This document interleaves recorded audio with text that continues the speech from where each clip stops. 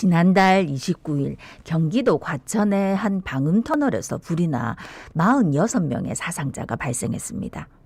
전문가들은 이번 화재 사고를 키운 게 이 터널 지붕과 벽을 이루고 있는 플라스틱, 흔히 아크릴이라 불리는 폴리메타크릴산 메틸이라 지적하고 있습니다. 그래가 부산시도 부랴부랴 방음터널 전수조사에 나섰는데요.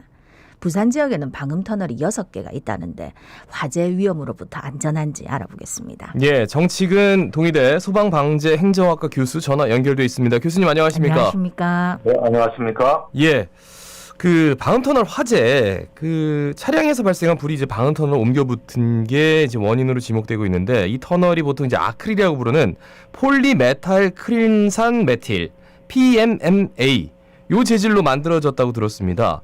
이 소재가 좀 화재에 좀 취약한가 보죠? 어떻습니까? 예, 화재에 지금 현재 그 방음 터널로 사용되는 소재가 3가지가 있는데 예. 이 PMMA 즉 아크릴 소재는 불이 붙는 온도가 280도라서 예. 보통 사용하고 있는 플라스틱과 뭐 유사하다고 보시면 되겠습니다. 네. 근데 다른 건 어떻습니까? 그다음에 이제 폴리카보네이트라고 해서 PC라고 하는 것은 인화점이 한 450도가 되니까 170도 정도 높으니까 예. 좀 더 안전하다고 봐야되겠네요. 예, 불이 그래도- 붙을 수 있는 시간적인 여유가 좀 더 있다고 보면 되겠습니다. 예. 근데 이제 이 사고가 난 터널에 요 PMMA라는 인화점이 낮은 요걸로 사용된 것도 문제지만은 이 위쪽하고 옆면이 전부 다 막혀 있는 밀폐형 구조라서 더 이렇게 화재가 더 크게 번졌다 하던데 어떻습니까? 예. 밀폐형 구조이기 때문에 이번에 희생이 더 많았다 하는 것은 분명한 사실이고요. 예. 밀폐형 구조, 이 방음 벽보다 밀폐형 이 터널 형태가 건설 비용이 한 10배 정도 더 많거든요. 그렇게 네. 할 수밖에 그래요? 없는 게 예. 고층 건물이 밀집되어 있는 도시 같은 경우에는 소음 때문에 밀폐형 이 터널형 즉 출입구를 제외한 나머지 부분은 다 밀폐 정도 할 수밖에 없는 그런 구조로 가져가야 되는데 예. 실험치에 보면 한 20데시벨 정도 소음을 차단하는 그런 효과가 있습니다. 그래서 아마 밀폐형으로 할 수밖에 없는 그런 지역들이 있겠죠. 예. 제가 보니까 이제 부산 지역 방음 터널이 6곳 중에 5곳이 밀폐형이고요. 지붕은 대부분 이제 폴리카보네이트로 만들어졌다고 들었습니다. 그러니까 일단은 아크릴은 아니고 아까 저 언급을 잠깐 해주셨단 말이죠. 폴리카보네이트. 그 아크릴보다는 인화점이 높다고 말씀하셨는데 요거는 뭐 어떻습니까? 이 폴리카보네이트는 일단 인화점이 한 450도 정도 되니까 예. 우리가 앞에서 확인했던 그 아크릴 소재보다는 170도 정도 이 인화점이 높거든요. 네. 예. 그래서 시간적인 여유가 있지만 그 불이 난 곳이 이제 차량에서 불이 붙기 때문에 예.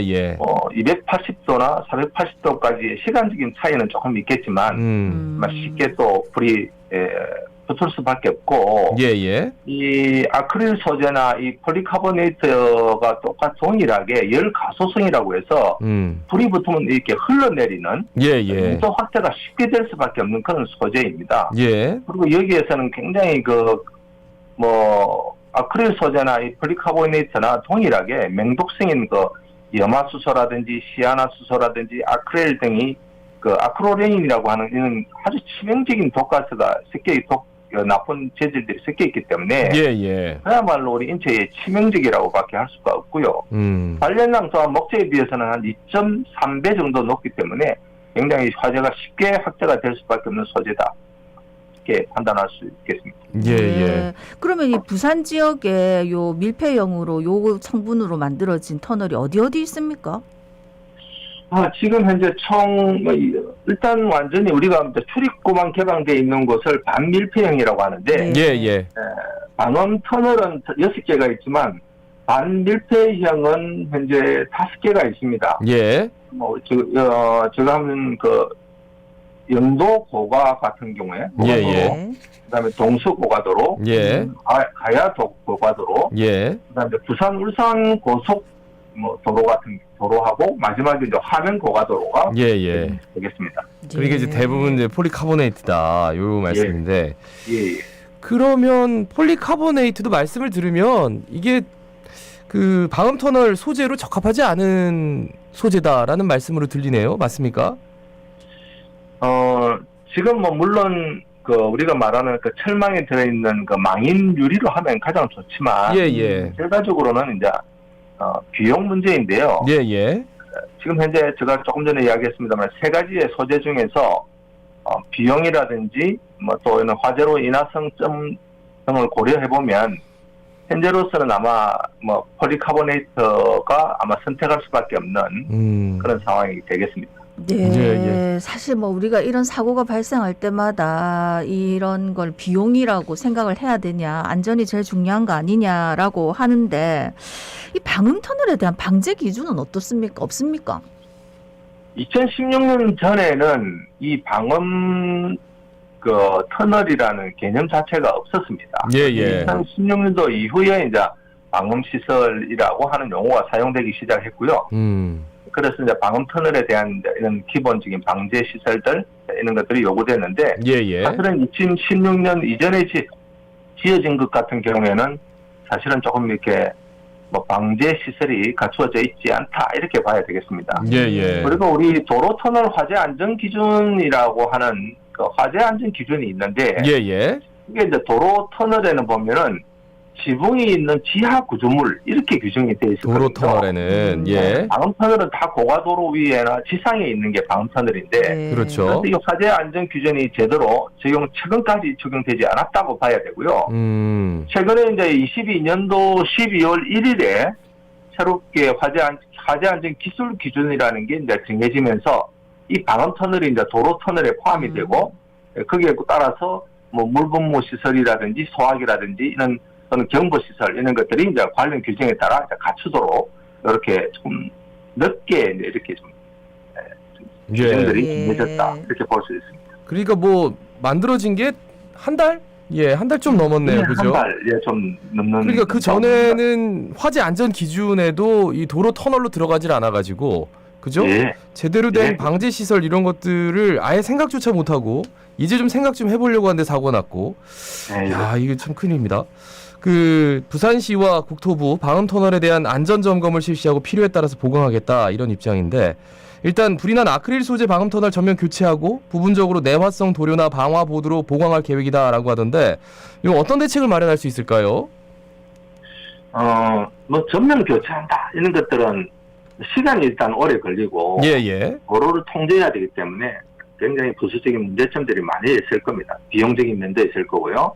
그래서 이번 화재가 결과적으로 순식간에 연소 확대가 돼서 인명피해가 커졌는데 저는 일단 100m 제가 이 뉴스를 보면서 몇 가지 자료들을 찾아보고 연소 방지를 막기 위해서는 100m마다 불연제로 있는 그 망인 유리가 있습니다. 망인 유리를 그 구간 한 10m에서 한 15m 정도 일정한 구간을 좀 교체를 한다면 급격하게 연소 확대되는 것은 막을 수 있지 않을까.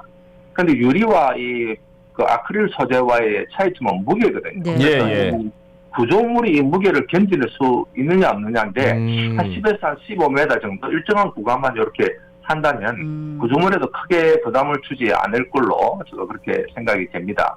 아쉬운 것은 여기서 추가를 해본다면 결과적으로 그 안에 터널 안에 갇혀 있는 사람들이 피난을 해야 되는데 어느 쪽으로 탈출해야 될지 잘 모르거든요. 그러네요. 터널 중간중간에 양쪽 출입구의 거리를 표시하는 이런 표지들을 이렇게 좀 붙여놓으면 피난하는 데 굉장히 도움이 되지 않을까 그렇게 생각합니다. 이날 사고 현장을 목격한 분들이 그러니까 불이 갑자기 순식간에 다 붙어가지고 막 불비가 내리더라. 불똥이 계속 떨어지더라 해서 어디로 갈지 몰랐다 하셨는데 지금 교수님이 말씀하신 게 당장 현실적인 좀 대안이 되지 않을까 싶습니다.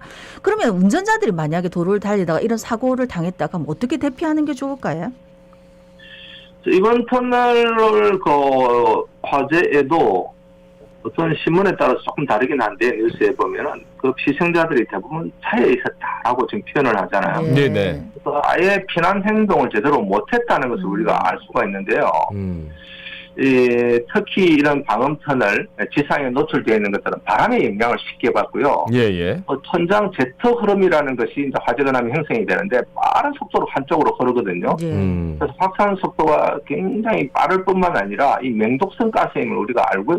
즉각적으로 변환을 해야 됩니다. 그리고 우리가 그 차량 화재가 제가 관련 자료를 조사해 보니까 한 4,000건에서 1년 평균 한 4,500건 정도 굉장히 많이 일어나고요. 예예. 터널에서 1년에 한 19건 정도 화재가 발생하니까 일단 터널 화재가 자기가 갇혔다, 노출이 됐다라고 생각이 되면 그리고 차량이 운행할 수가 없다고 판단이 되면 즉시 이 손수건으로 입과 코를 가리고 자세를 낮춰야 됩니다. 예. 여기서 머뭇거리지 말고 차량 내에서 탈출을 해야 터널을 벗어나야 됩니다. 탈출을 벗어나야만이 되겠다. 알겠습니다. 알겠습니다. 정치근 동의대 소방방재행정학과 교수였습니다. 고맙습니다. 고맙습니다.